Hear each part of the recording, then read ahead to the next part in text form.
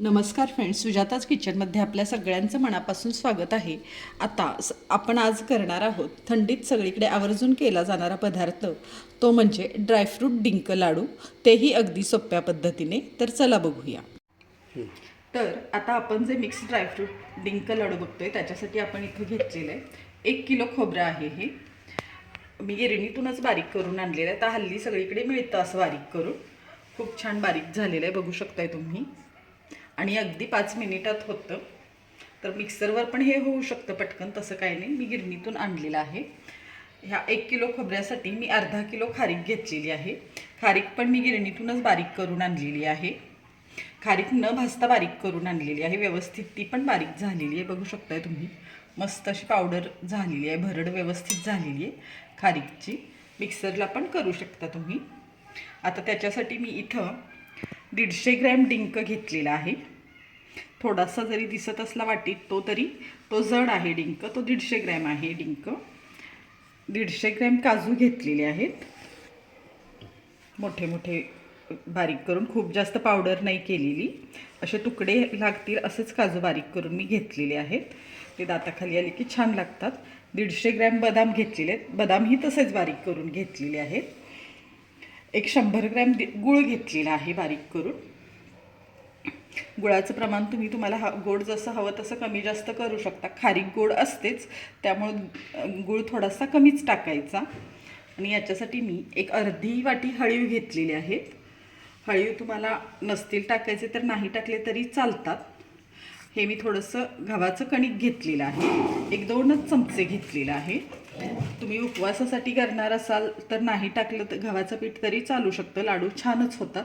पण गव्हाचं पीठ टाकून पण खूप सुंदर टेस्ट येते लाडूला, म्हणून मी अगदी 2 चमचे घेतलेला आहे. ह्या लाल भोपळ्याच्या बिया घेतलेल्या आहेत थोड्याशा, 1-2च चमचे आहेत त्याही. आणि थोडीशी खसखस घेतलेली आहे. आणि आपल्याला लागणार आहे याच्यासाठी 1 ते 2 वाटी तूप. तर आता सगळ्यात आधी आपण एका कढईमध्ये जे खोबरं घेतलेलं आहे आपण, खोबऱ्याचा खीस, तो भाजून घेऊया. खोबरं भाजायला जास्त वेळ नाही लागत आणि आपल्याला खूप पण नाही भाजायचं आहे खोबरं. 1-2 मिनिट फक्त आपण ते परतून घेणार आहे, जास्त नाही भाजणार.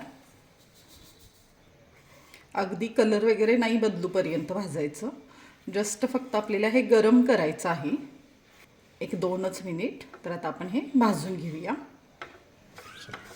तर आता 1-2 मिनिटानंतर तुम्ही बघू शकता आपलं खोबरं भाजून झालेलं आहे. कलर वगैरे अजिबात बदललेला नाही, फक्त हलकं फुलकं झालेलं आहे. मगाशी जसं ओलसर वाटत होतं तसं आता वाटत नाही आहे. वास पण येतो आहे, त्यामुळं खोबरं भाजलेलं लगेच कळतं.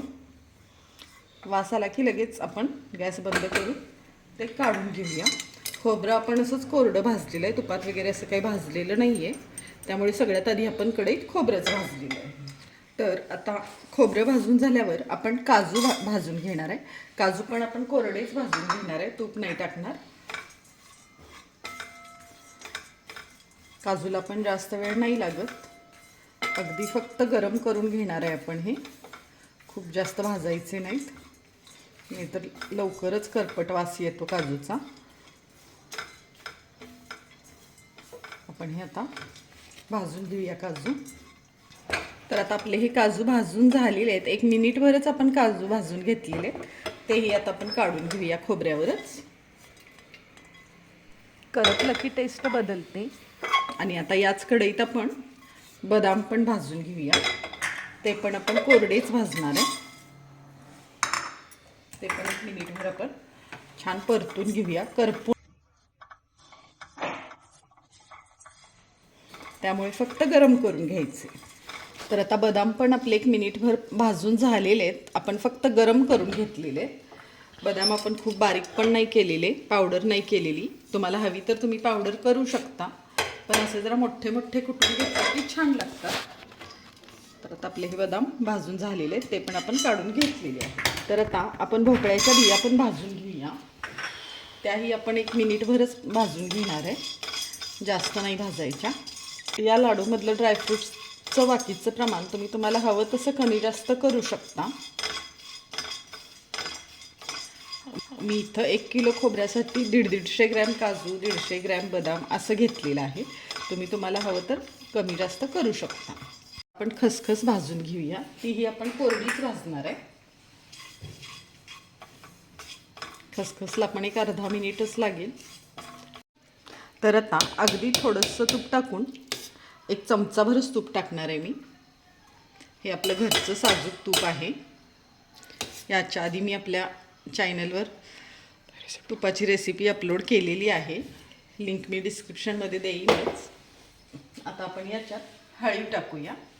तूप थोडंसं वितळलं की. हळीवमुळे टेस्ट लाडूला खूप छान येते. नक्की टाकून बघा. आणि थंडीच्या दिवसात हळीव खायला खूप छान असतात. सहसा ते खाल्ले जात नाही, तर असे लाडूत वगैरे टाकून ते करायचे, म्हणजे थोडेसे तरी खाल्ले जातात. तर बघू शकता तुम्ही आता इथं आपले हळीव छान तेलात तळत आहेत. तर आता तुम्ही बघू शकता आपले हळीव कशी मोहरी तडतडते तसे तडतडत आहेत, म्हणजेच ते छान तळून झालेले आहेत. आता आपण हे काढून घेऊया.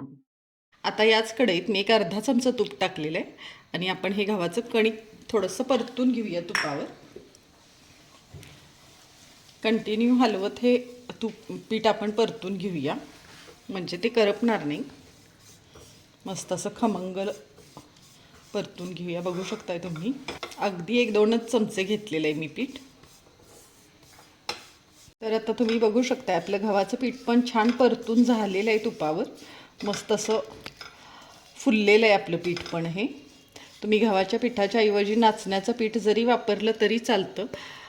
नाचण्याच्या पिठाची टेस्ट खूप छान लागते. आता ते माझ्याकडं नव्हतं त्यामुळे मी गव्हाचं पीठ घातलेलं आहे. आणि कोणतंच पीठ नाही घातलं तरीही चालतं. उपवासाच्या लाडूत शक्यतो नाही घालत.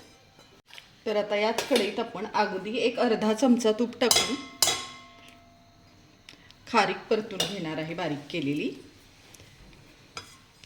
तुम्ही बिन तुपाची पण खारीक कोरडी भाजू शकता, पण ती लगेच लागते खाली, त्यामुळं थोडंसं तूप टाकायचं. म्हणून खारीक आपण शेवटी भाजून घेतोय, नाहीतर ती कढईला लगेचच चिटकते. खारीक पण आपण 1 मिनिटभर भाजून घेऊया. तर आता तुम्ही बघू शकता आपली खारीक पण छान परतून झालेली आहे. खारीक खूप वेळ नाही परतायची, नाहीतर ती लगेचच करपते गोड असल्यामुळं. एक अर्धा मिनिटभर परतून घ्यायची फक्त. आता ही पण आपण काढून घेऊया. तर आता सगळ्यात शेवटी आपण डिंक तळून घेणार आहे. त्याच्यासाठी थोडंसं जास्त तूप टाकायचं. एक अर्धी वाटी होईल एवढं तूप मी टाकलेलं आहे इथं. आणि आपण डिंक सगळा एकदम नाही तळून घेणार, थोडासा टाकायचा डिंक. तूप थोडंसं वितळू दे. तर आता इथं आपलं तूप टाकलेलं आहे. मी थोडासाच डिंक तळून घेणार आहे. बघू शकता तुम्ही, जास्त नाही टाकणार. आपल्याला डिंक तळायलाच थोडासा जास्त वेळ लागतो. डिंक जर खूप जास्त टाकला तर व्यवस्थित तळला जात नाही, तो फुलत नाही. त्यामुळे थोडा टाकूनच असा व्यवस्थित फुलेपर्यंत तळून घ्यायचा. बघू शकता तुम्ही डिंक कसा छान फुलतोय आपला. डिंक व्यवस्थित तळला गेला तरच लाडू छान होतात, नाहीतर डिंक असा थोडासा दाताला चिकटतो किंवा कच्चा लागतो. मी बघू शकता आता इथं आपला डिंक छान मस्त फुललेला आहे. तर आता आपण एका वेगळ्या भांड्यात काढून घ्यायचा. असं थोडासा करतच आपण डिंक तळून घ्यायचा. वेगळ्या भांड्यात अशासाठी काढायचा, त्याचा तळून घेतला की तो साईडला थोडासा घेऊन क्रश करून घ्यायचा. मग तो व्यवस्थित बारीक होतो, म्हणून तो वेगळ्या भांड्यात काढून घ्यायचा, त्याच्यात मिक्स नाही करायचं. आता तुम्ही बघू शकता इथं आपला डिंक छान तळून झालेला आहे. ही 1 वाटी डिंक होता हा. तर आता बघू शकता तुम्ही हा केवढा झालेला आहे. तर व्यवस्थित तळून घ्यायचा. आता आपण हा थोडासा थंड झाला की मिक्सरला लावून घेणार आहे.